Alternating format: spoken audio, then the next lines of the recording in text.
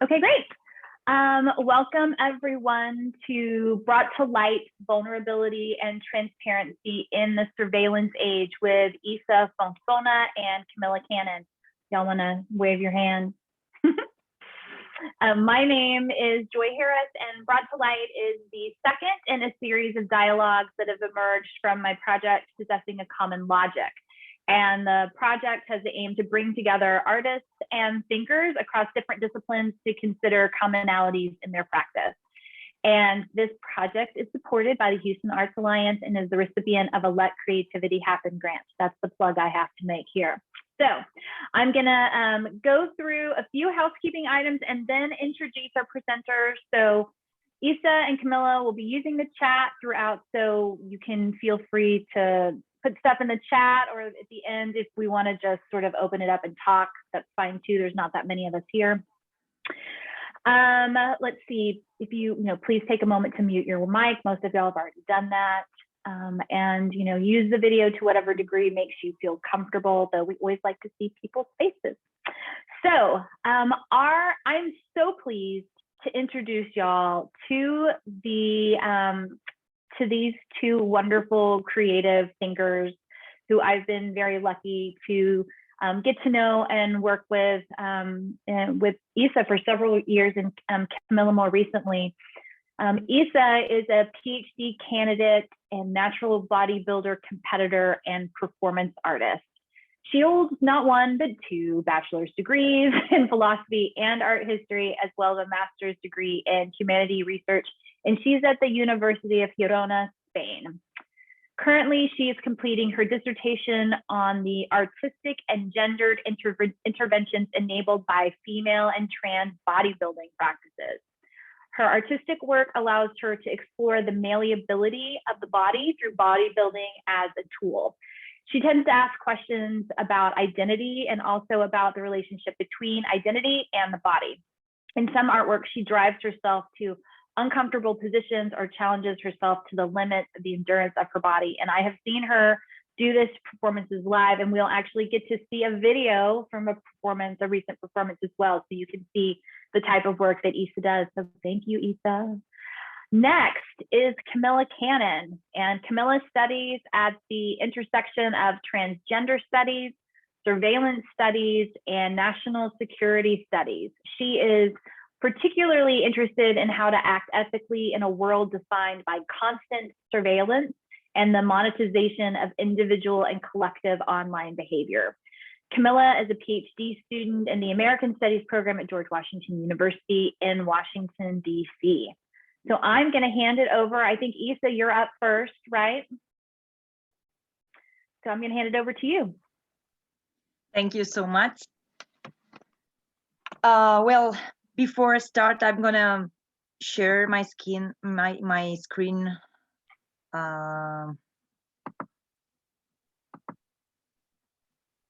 Here we go.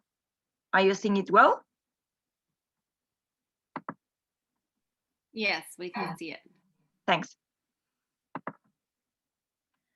Well, thank you so much for having me. It's amazing having the chance of being engaged in that project.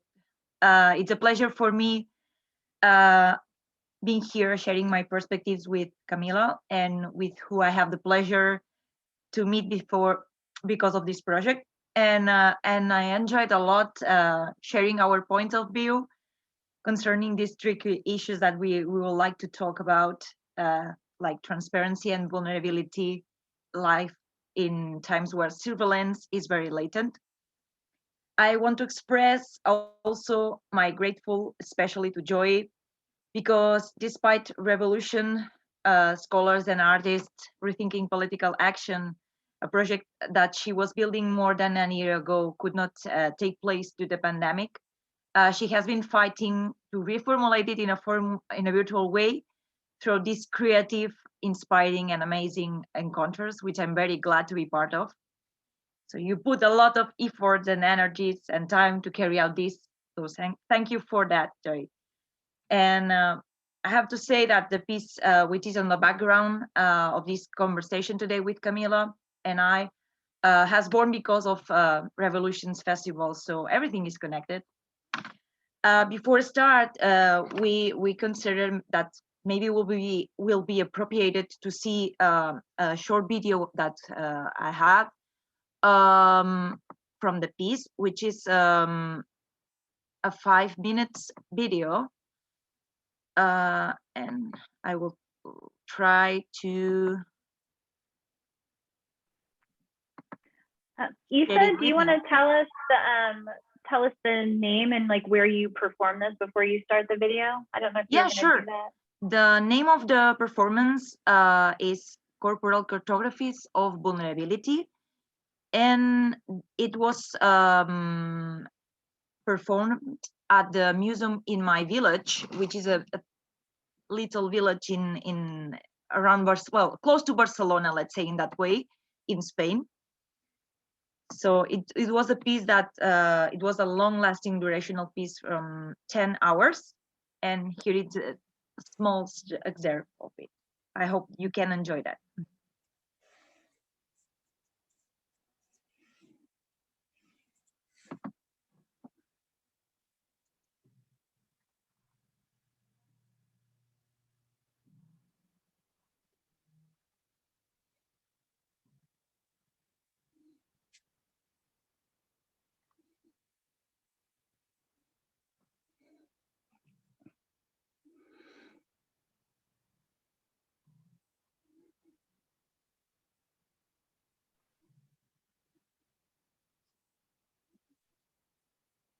Isa, should we be hearing sound right now?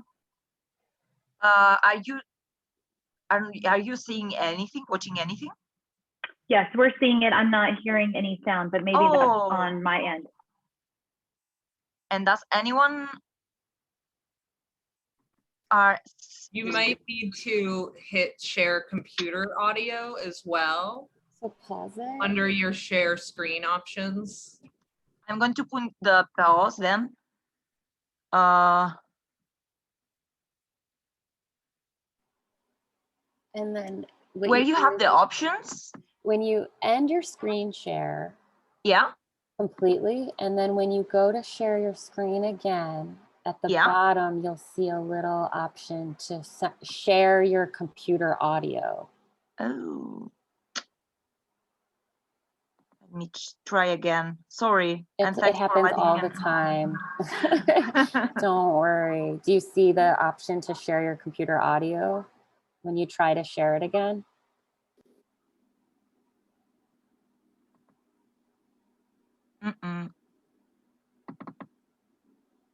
I don't see the option to change it. Isa, I can pull it from the YouTube video if you want me to. If you want. So we can hear it, or we can watch it without the audio, and you can kind of talk us through it if you like, whichever you prefer.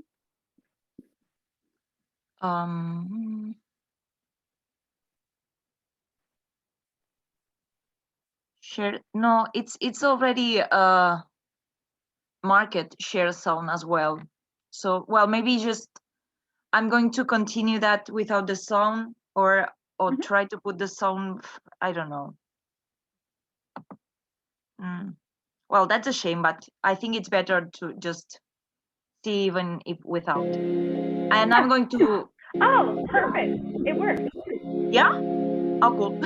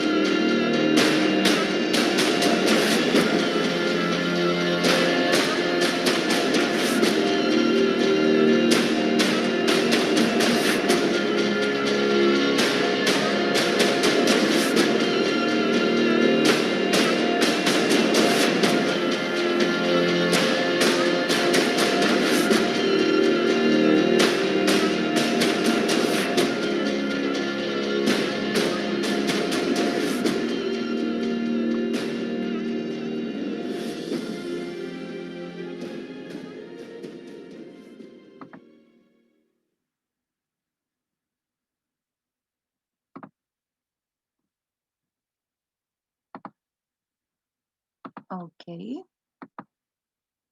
So,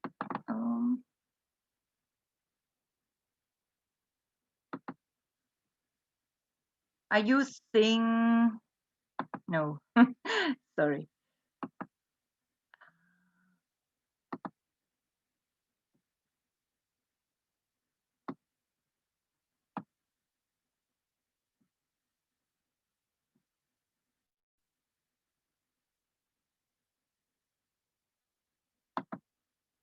No, it's the other one.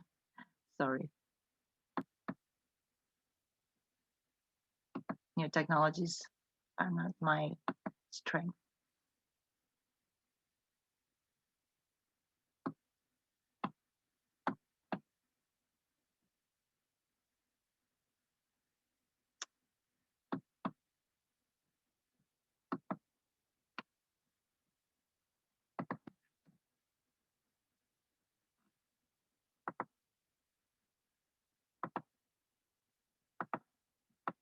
Give me a second. You're good, Isa.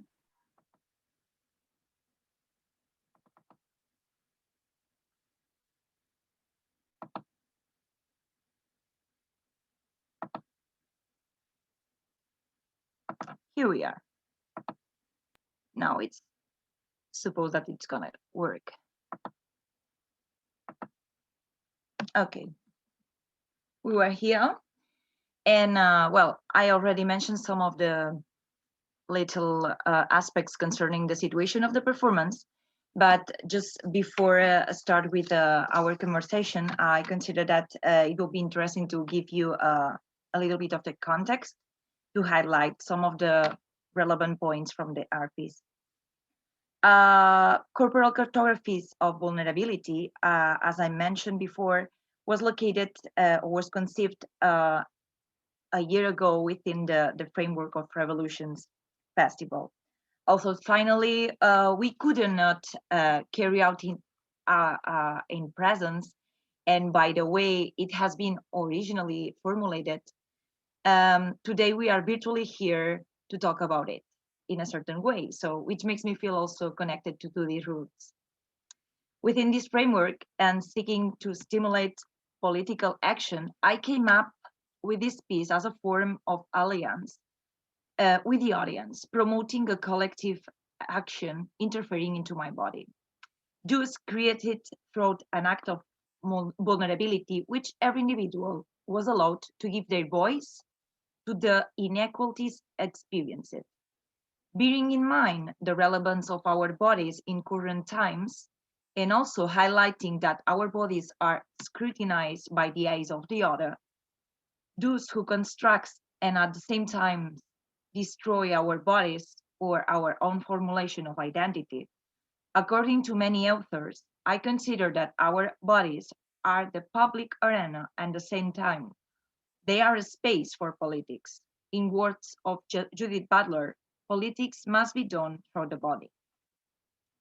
The main purpose of the performance was to put my body as a canvas or as a loudspeaker to talk about difference and discrimination in any of its possible nuances, as gender, sexual orientation, social status, religion, ethnicity, disabilities, body composition, among others.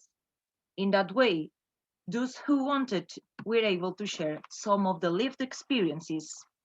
In doing so, incorporating their messages written into my skin, their voice could be heard.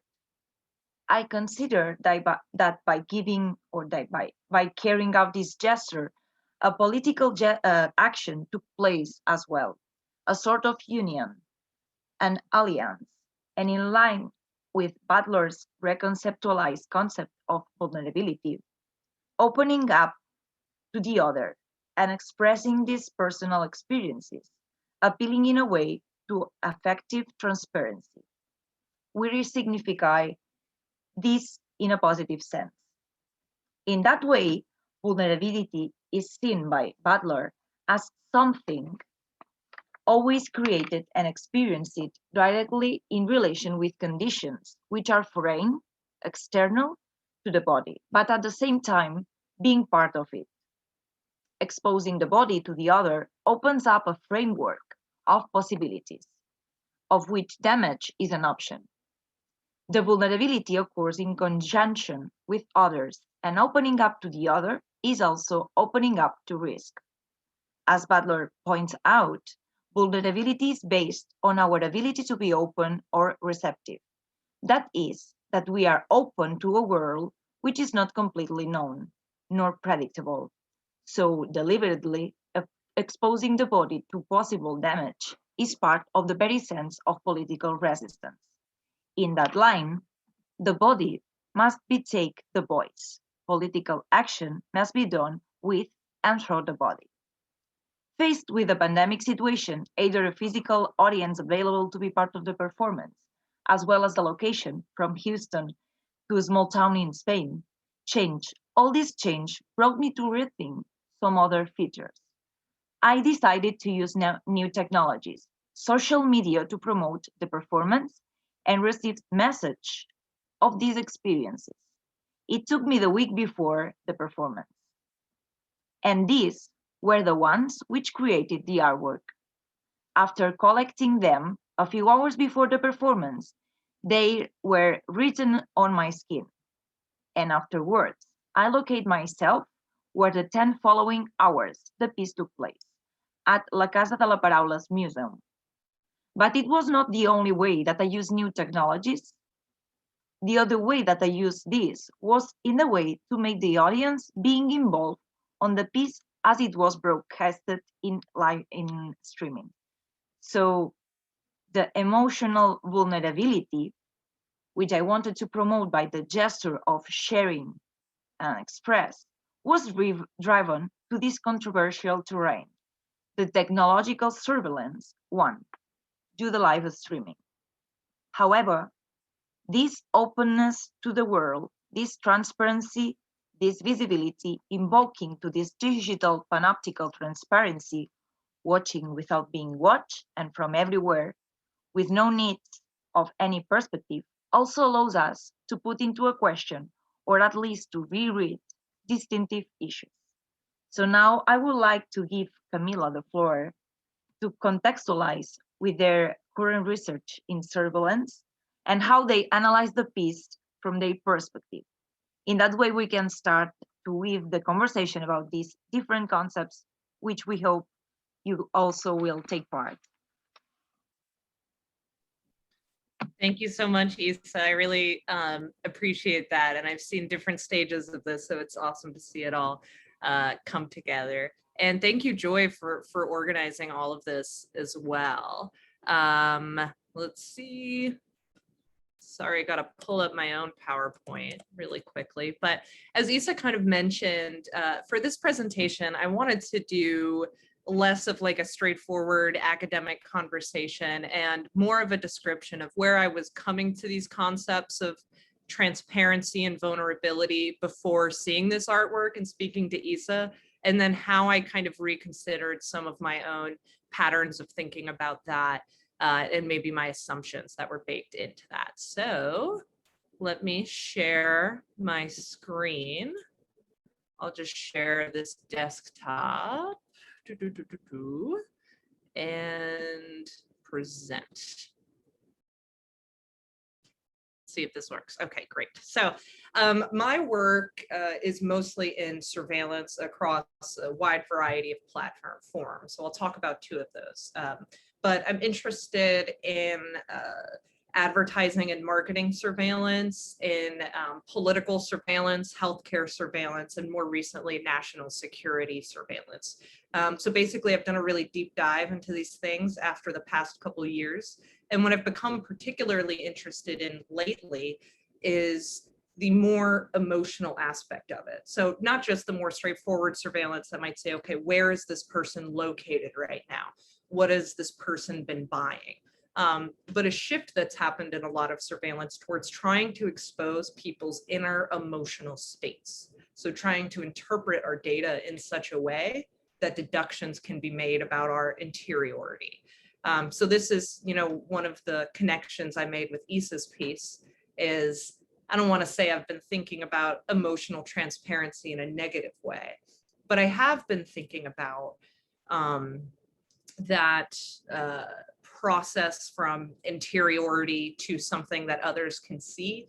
I often think about it in a way that is coerced or even involuntary. And Isa's work really made me think about how the same technologies that I think about can be used towards a very different end of transparency.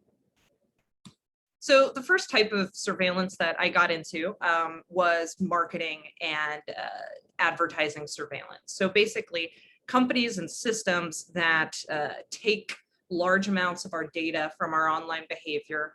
In the past, this has been private Facebook messages and Instagram messages. We've been told that that information is no longer being used. Our social media networks, our search queries, often combined with our location data. And there's a lot of sharing between each industry, so including healthcare surveillance, et cetera. And this data is interpreted by a given firm into profiles for each of us. And it used to be more what's on the left side of the screen here, right? What gender are you? How much do you earn? Are you married? Just kind of more dry information, right? But in the past 30 years, there's been a shift from people trying to take our behavior and interpret it on a deeper level to try to understand our personalities and our emotional characteristics.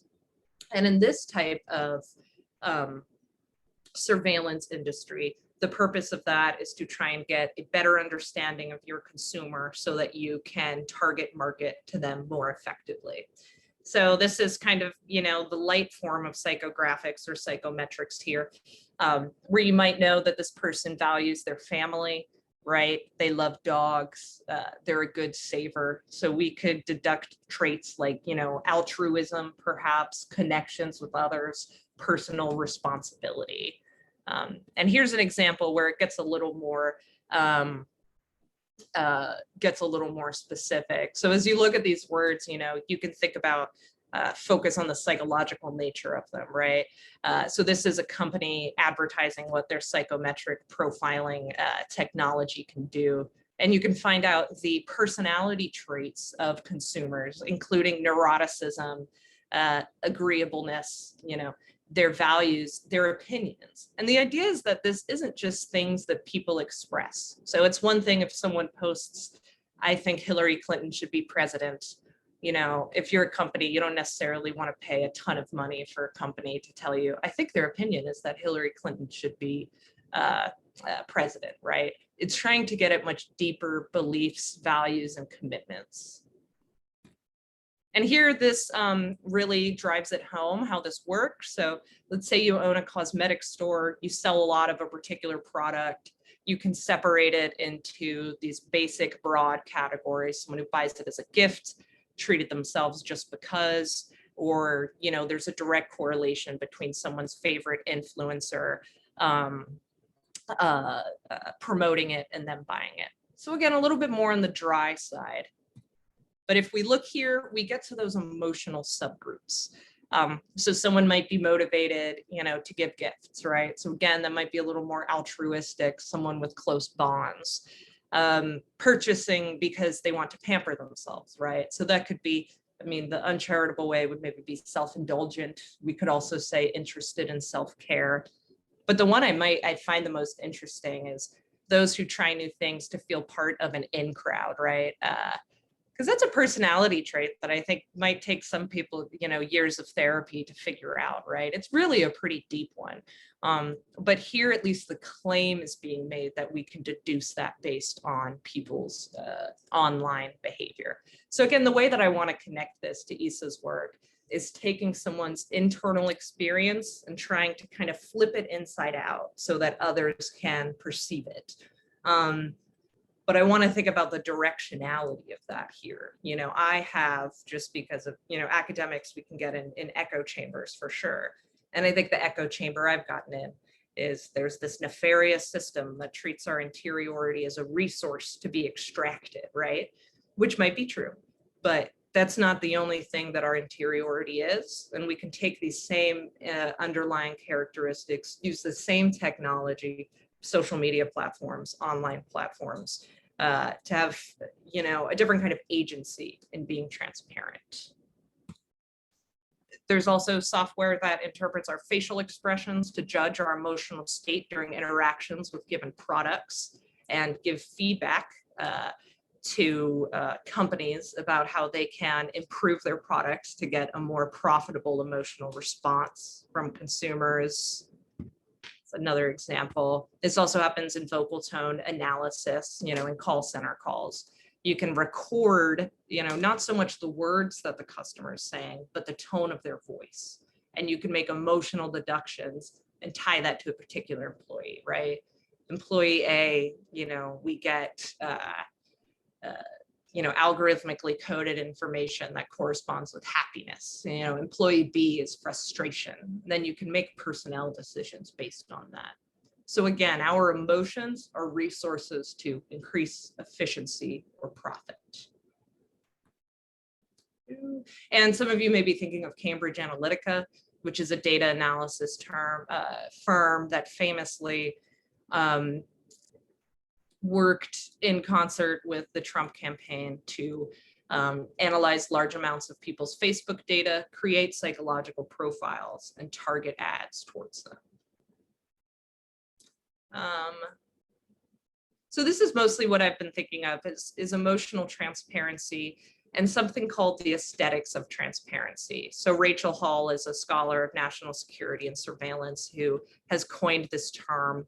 And she's specifically talking about in the national security realm, and particularly behavioral checklists and programs that national security personnel will use in places like airports to determine, is someone being deceptive, does someone seem hostile, et cetera, in order to use that person's emotional state as an indication of stress and possible, you know, negative intent. There's also the more straightforward thing, right, of having your bag searched or being encouraged to bring transparent bags. But she says the aesthetics of transparency is rooted in a governmental vision of visibility as security. It is motivated by the desire to turn the world, the body, inside out, such that there would no longer be any secrets or interiors, human or geographical, in which our enemies or the enemy within might find refuge. So again, it's a similar idea that this interiority needs to be flipped inside out and made available in order to accomplish a specific goal, which in this case is, national security, however it is defined. So I know I ran through that all very, very quickly, but I do want to shift now a little more to just speaking with Isa a little more casually and talking about these different approaches to emotional transparency, or perhaps the motivations for vulnerability that you have spoken about, Isa. When you were devising this project and how you wanted to ask people for contributions, did you have any particular thoughts about trying to cross that divide between internal and external? Probably I wasn't sure, or I wasn't aware about that. But what I was very aware was that maybe the reaction will be silence. It could happen, because when you are asking for talking about something really deep in emotional terms, not everyone is available to share it, and mostly to maybe, well, if you meet me, maybe you feel more comfortable or not. But if you don't meet me, it's like, why I have to share something really deep about me to you? But it was really surprising for me in a positive way when I was receiving all the message through the social media, and also I had a personal meetings on a museum during the week before the performance, and people was able to share that and open up, and it's something which is not very useful, let's say, in that way. Or one thing is maybe when you are feeling, I don't know, sad or just depressed or something, and you put a quote on a Facebook, or just share a song that maybe from here someone can analyze and create something, no? But being really transparent in that way and sharing a really specific experience to someone, it's not something easy. And I just wanted to give the floor, the space, the let's say care as well, to share that. And it was just amazing to receive that answer, because I wasn't sure which will be the result. But I wasn't really, or at least completely conscious about this tension, no, this inner and outside positions, and how it can influence on the decision to make this a step. Yeah, definitely. And I like what you said about kind of straightforward intentionality, because like you were saying, a quote or a song could be mathematically interpreted to correspond to a feeling, but it's a very different thing to take a personal statement about something that you've experienced and try to really kind of deliver it straightforwardly. I do have one more question, and then I want to open it up to other people so I don't talk the whole time. But how did it feel to kind of be almost like this might not be the right way to phrase it, but almost like a proxy for other people's, emotions that perhaps they have felt burdened by? Did you feel a certain responsibility, or was it stressful? Because I feel like for me, I would maybe be a little bit stressed out about feeling like, and I don't even know if this is how you viewed it, but feeling like almost a keeper of these people's, difficult experiences. When I was just thinking about how I wanted to develop the piece, and this point, of course, I shared my idea with some of my friends, and some of them told me, why you want to do that? It's like you are trying to hold the pain of others. I didn't see that in And even now, I don't see that in that way.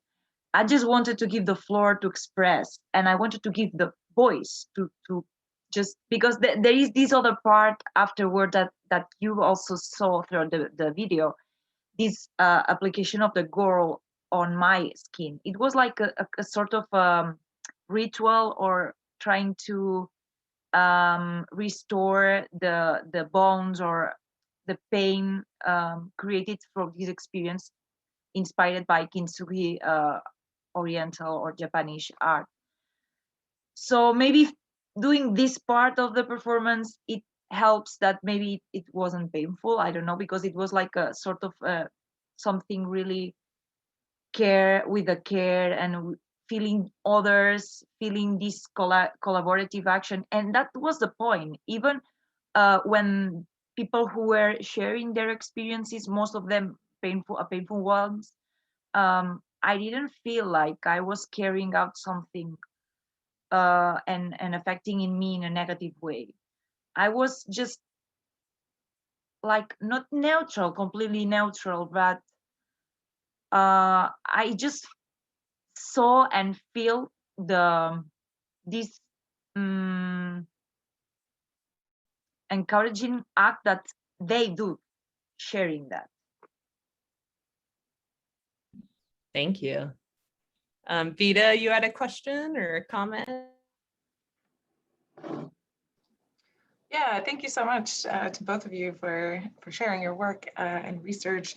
And I have a common question that I think connects both projects and like is a shared concern. But I was just talking to someone who was telling me about how,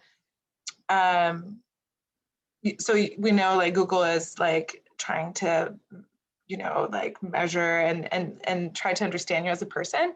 But now there's a kind of new sort of ambition to like predict how you're going to change as a person, or predict how, like, so the technology is not just identifying or measuring or marking you, but it's actually like shaping you too. And it's like directing your evolution. And so the idea is that, you know, like the ambition is not to measure like what book you're gonna like next, but maybe what book like you know, like you might hate, or like that you might change. Or likewise in urban planning, there's a kind of like, we're not going to measure where you walk or like how fast you walk or anything like that, but like actually where might you stop, or like what can we integrate, you know, that. So I think it's kind of interesting to think how those technologies like shape our emotions too, and how like the technology is yeah, shifting our own evolutionary process. And so for Isa, it's kind of the same thing. It's like, how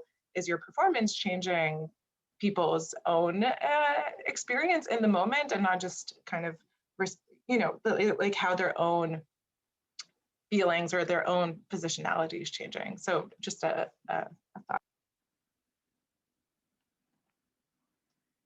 Thanks for this comment. And well, I'm not sure if it changed maybe something, or well, at least I'm glad that I heard also when Camilla just shared this different way that they were conceiving or analyzing previously the concept of transparency, and after the performance from maybe another point of view. So, but it's, well, it's curious, of course, this new era that we are just living, and this thing, not only just trying to know at maximum as possible about ourselves, but also this point that you mentioned, no, this trying to shaping us through different ways, no, where we are always in touch. And it's like, yeah, how it's going to develop, or we'll see.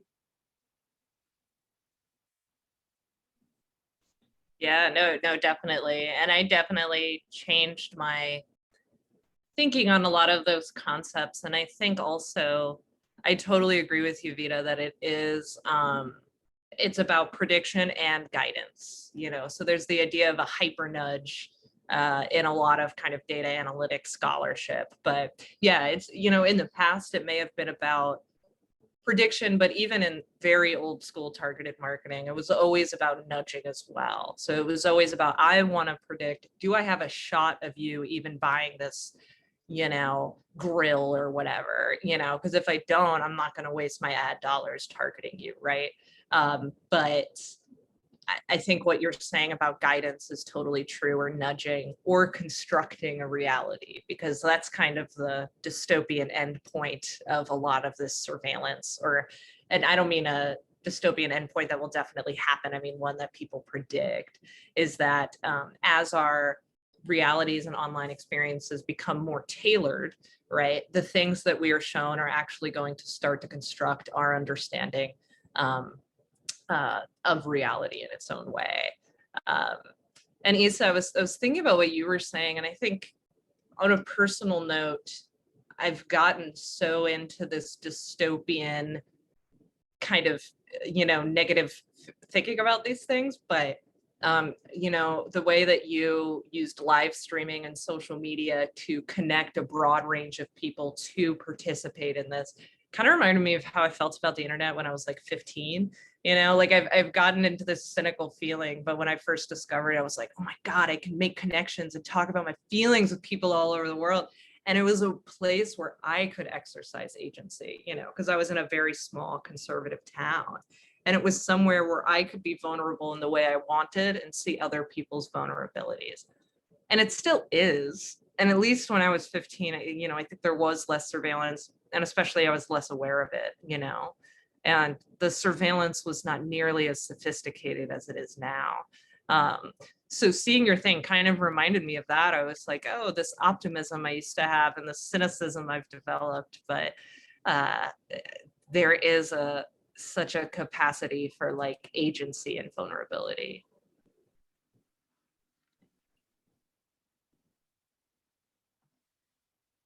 Yeah, it was in my case when I decided to make this a step, like using the social media.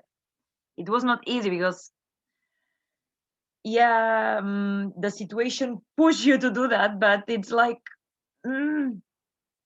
live streaming performance. It's like, it sounds incompatible, but well, currently most of the, well, it's one of the most easier way to do that, or to bring your art around. And of course also this other part, no, to receive message from different parts of the world, because I was also thinking that the location, it's not, of course it's not the same that Houston. It's a big city, people, it's more maybe involved in performance art, depending on, of course, depending on the zone where you are located. But I was thinking in my village, and it was like people, it's not really familiar with that, and I'm not sure if they would like to be part of it.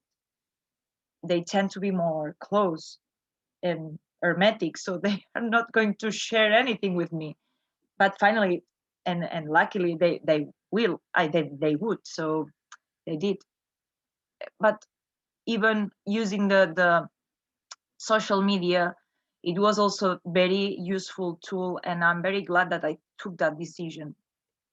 When I was thinking on that, it was like, oh, I don't know how it's going to go, everything. But yeah, finally it was a interesting experience. Absolutely. Yeah, and I think you and I talked about this aspect a while ago, but you know, you've done other performance pieces, and did you say this is the first like long duration performance piece you've done, or have you done other things for like multiple hours? I can't quite remember. The longest I did was also here in Houston, and it was just 1 hour. Okay. So 10 hours. Yeah. Do you, I mean, obviously it's different because it was 9 hours long. So I'm sure even if it was not COVID and you were just in person, it still would have been very intense. But as far as your own experience of doing it, how conscious were you of the cameras, and specifically of the fact that it was being live streamed? You know, did that change your own experience as opposed to what it may have been like if, you know, there were no live streaming and it was just you in a gallery? No, certainly it affects on me, because the whole time I was just thinking that someone could be here, throw that camera, who's connected can see me right now. It was like I have to be careful with with what movement I'm gonna do, or because I was almost naked. So everyone knows we have how our bodies are, but it was like it's uncomfortable in certain way, just being there, and you are in a vulnerable position and situation as well, because you are not able to see anything because you are in front of the camera, but adding the aspect that I was in that position the whole time before the last hour that people can just apply the pain on my skin. I was the 9 hours before in that position all the time, so I couldn't see anything, and I was just receiving the inputs but not being able to see, know, and it was an strange situation. And of course, just feeling the camera all this time, this eye on my side, it was a little bit a weird situation, a weird feeling, but I was aware all the time. Yes. Do we want to take the question from Maria? Maria, do you want to raise your question? Hi, everyone. I was typing more on the chat. So I was already like, oh, I love this. I love that. Because my mind is just racing. But I'll just say what I was writing to before I read the question. So Isa, I really like, and I think it's really interesting in the video, how the masks play into this concept of vulnerability, because it's almost like a physical, hold on a second, I need to close the door because I have echo, but there is an added layer of like, it's almost like a signifier of vulnerability, but also something that keeps you apart from people, right? Like it's like a way of caring and also vulnerability. And it was really interesting to watch that along with like people painting the letters in gold, right? Almost like gilding these like feelings in a kind of like in a care way, right? Absolutely. And there's also like the act of wearing the mask, right? And it's just like, in a way, it's just you not speaking, but also caring for other people and people in the space caring for you. But at the same time, you can't really see people's facial expressions as much. So there is an impediment to connect, right? But yeah, I think my question was around vulnerability, and not vulnerability, sorry, resistance. And I think that the two of you kind of take up resistance in different ways, right? I think that Isa, you're interested in looking at revolutionary ways and how like embodiment of vulnerability is in itself a form of resistance. And, Camilla, you're kind of working with surveillance and, naming modes of power and how power is, distributed culturally and how it's enforced. But I also think that in a way it's a mode of resistance, right? So I'm interested in hearing from you maybe a little bit more about, beyond just what I think of your work, how it takes on resistance, maybe how you see resistance, how you theorize resistance in your work, and also how you see, because something I think is really interesting about your work, Isa, is that added like digital layer, right?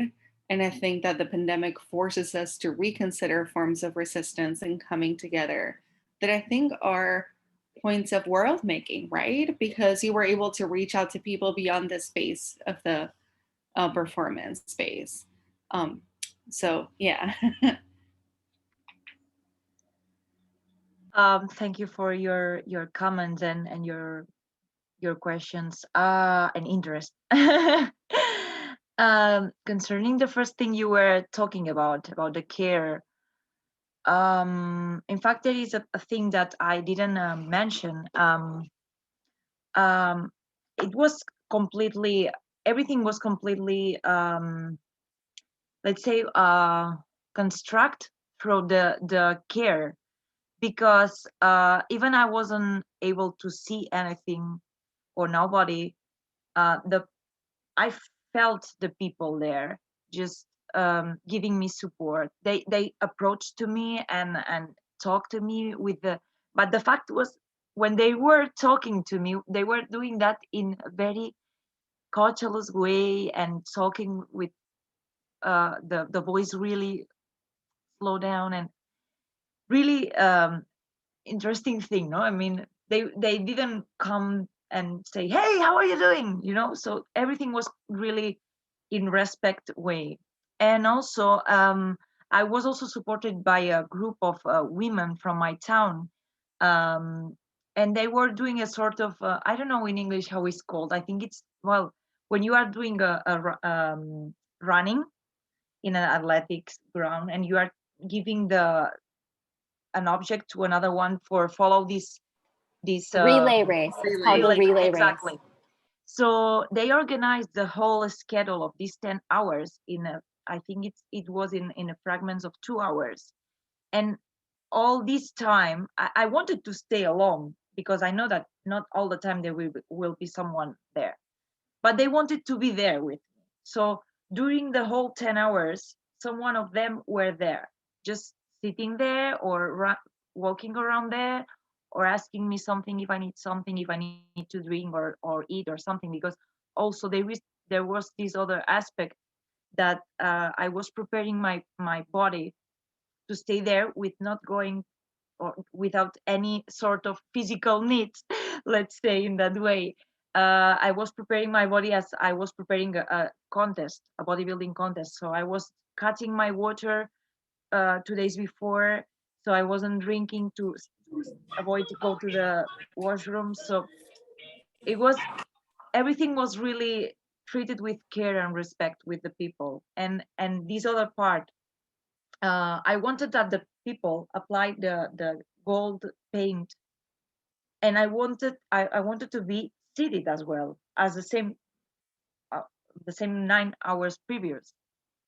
But when this change of the action or the gesture occurs, I feel that I need to get up and establish this contact, this visual contact with people, and see their faces and open this conversation, or just only with the eyes. It was magic. And this other thing concerning the resistance that you say, I don't know, I feel like of course I was forced in that way to use the digital media, or social media, or just new technologies. But in a way that I'm trying to explore my own identity, I'm very connected with being active, the action, and also putting effort and bringing my body to this movement, right? So, and or uncomfortable, it just doing something. So in that time was, why not try to think about another way of resistance, but doing as well resistance? So why don't throw the non-action in that way? And it was like a treat to myself, or let's see how I'm going to feel doing that in that way, no, in the opposite way. And yeah, it was interesting way as well to explore. I have a quick question, if I can ask something, or it's more a comment. So in my research, I think a lot about the body and privacy, and sort of in the good and the bad way, sort of like what Camilla was saying, is that there's sort of this way that interiority can be like very positive, a positive impetus, right? And it can also be negative. And I think about this, since Isa brought up Judith Butler, in terms of Hannah Arendt's discussion with Judith Butler on this. So for Hannah Arendt, our body is completely private, right? Like our body is our place. It is not meant for politics. It's not meant for working. It is the place that gives us our, not only our sort of biological existence, but kind of gives us our vitality. Like it gives us a place to be nurtured and protected and all these things. And it's through the body that we're able to make stuff in the world, so what she would consider work, and then we can act with others. So the body is this place also where Arendt says the 2-in-1 happens. So it's when I think with myself. I think with myself, within my body, I make stuff and I do stuff in the world. That's sort of her three stages. And when you do stuff in the world, you're thinking or you're speaking and you're acting. And Judith Butler comes back and says, okay, so our bodies are more important than this. Like we can't just say that the body is just a vehicle for political action. Like it's not just the thing that gets us there, right? It's not the instrumental cause, I guess you could say.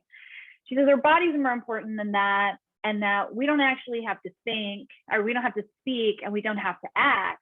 Our bodies can just be someplace, and that is a political action. And so Butler is very influenced, a lot, I mean, very, very influenced by Arendt. She writes about her all the time, but it's this tension, right, between the body as a place of respite, and then a body as a place of what Maria was saying, like as world making, right, as the possibility of revolution. And so it puts us in this interesting position, because to the degree that we want to think of the body as vulnerable, and though we share that the body is vulnerable, but it's also quite powerful. So when we talk about the body in that way, it's like two different modes of language, right? Like how are we caring for the body? How are we protecting the body? And then if we use in the Butlerian sense, how are we using the body as a tool, like as a weapon, right? And so I have no answer to this question, but the reason I bring it up is sort of like a bridge theoretically to look at the multiple ways in which our bodies create worlds, protect worlds, and protect others, and how I think that in terms of Isa's work, we should definitely be thinking about how the body is promoting interiority in this, not only this personal sense, like the 2-in-1, like I was talking with Arendt, but the way in which our interiority is being used as world making. And then on the other hand, what Camilla's talking about is how that 2-in-1 in that body can betray us, right? So we have to treasure and take care of our bodies and have to hope that others are doing that as well. And that's a Butlerian perspective as well. But that's why I think the intersection, I'm talking for so long, I'm so sorry, I'm almost to the end here. But that's why I think that y'all together is very interesting, is because of this tension, but they absolutely rely on one another and sort of create this balance. Because we are constantly trying to balance our interiority, our exteriority, our privacy, and our political action. It is a struggle. So I just put that out there, that I thank you for showing that tension, because we don't always think about them at the same time, right? We usually think about these things in separate ways and in separate vocabulary.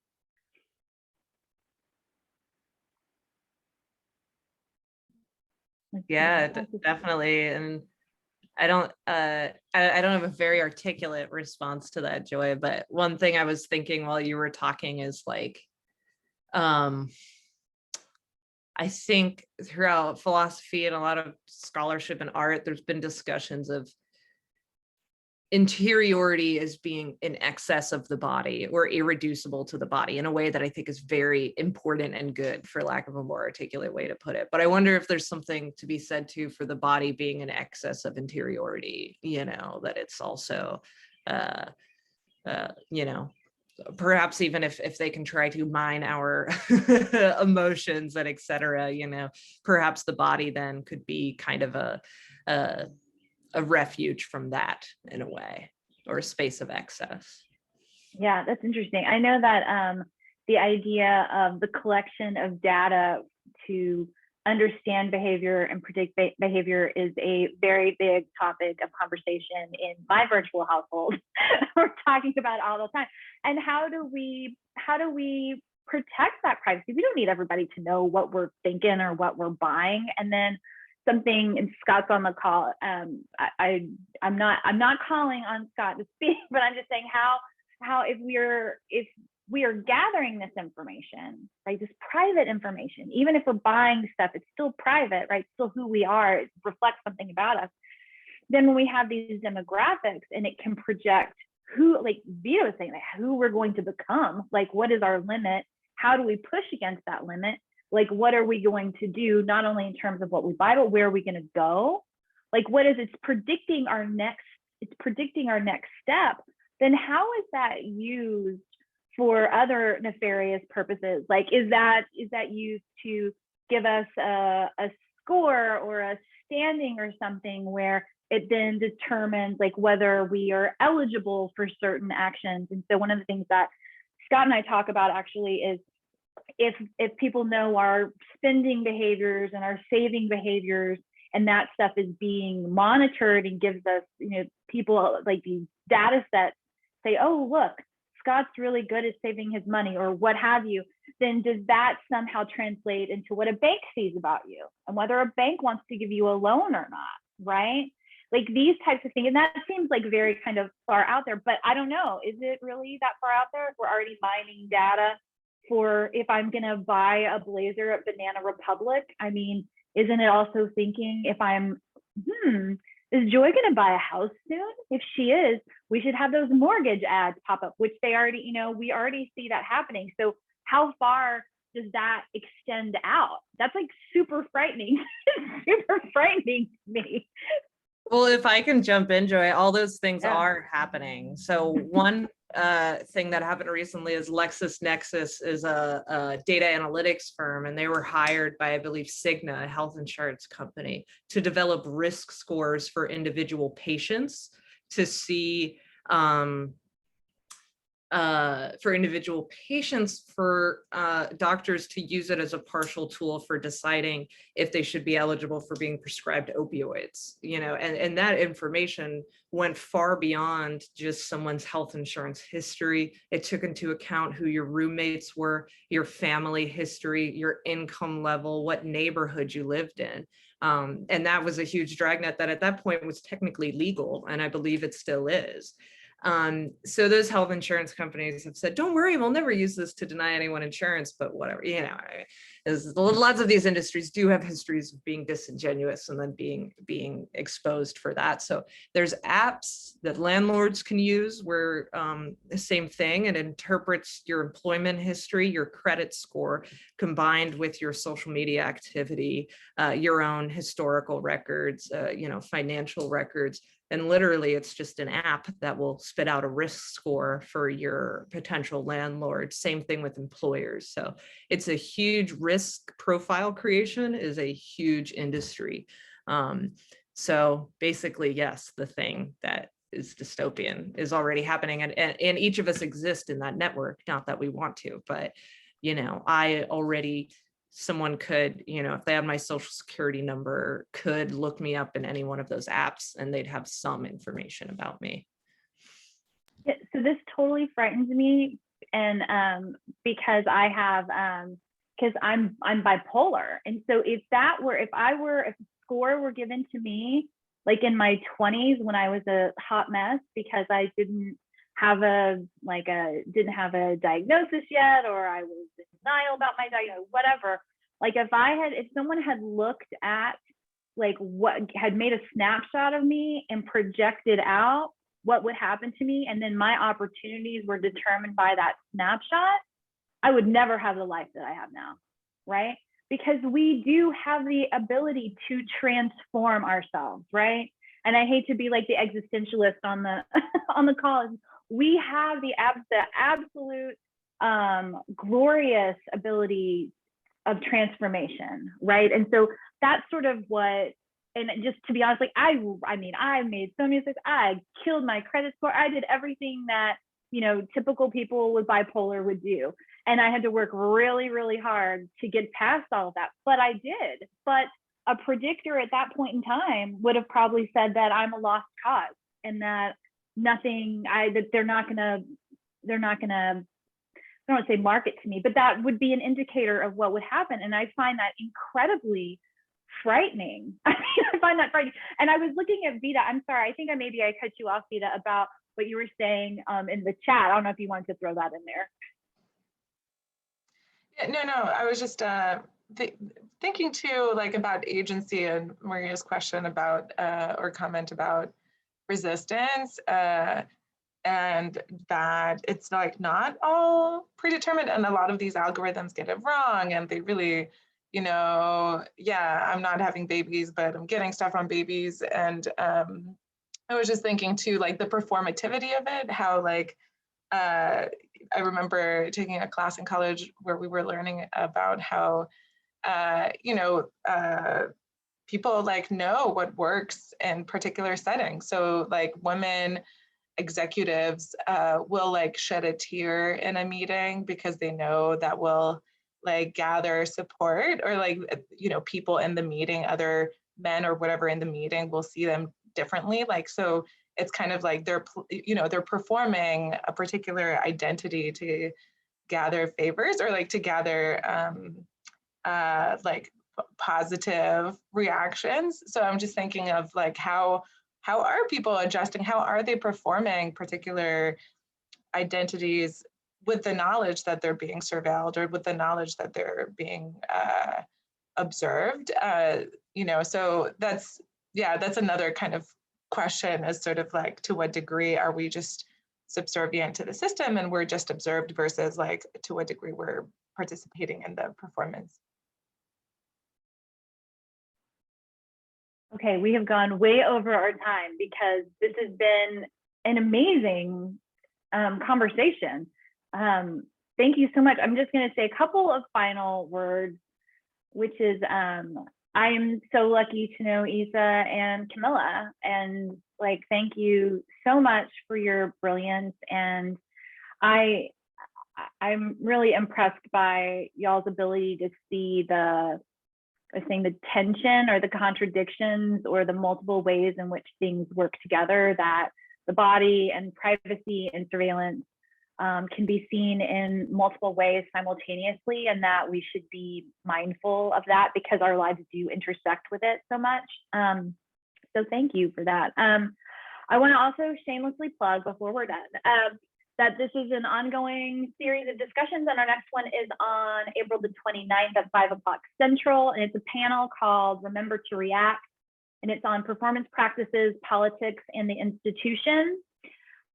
The panelists will be Dr. Jim Ball, who's an assistant professor of performance studies at Texas A&M, Melissa Noble, who is the interim managing director of the Cynthia Woods Mitchell Center for the Arts at University of Houston, and Jennifer Mavis, who's the dance program chair at the University of St. Thomas. So we're going to be talking about how difficult it is to be programming, curating, looking at works of art and performances at the college setting. And there's a sort of this history of the institutions being participating and, you know, being part of a conversation, but then there's also boards of regents and all these other stakeholders. So we're going to talk about that. So hopefully you can join us on the 29th. But this will be available on YouTube. I will distribute it. And thank you so much for your time. Hope y'all have a great rest of your day.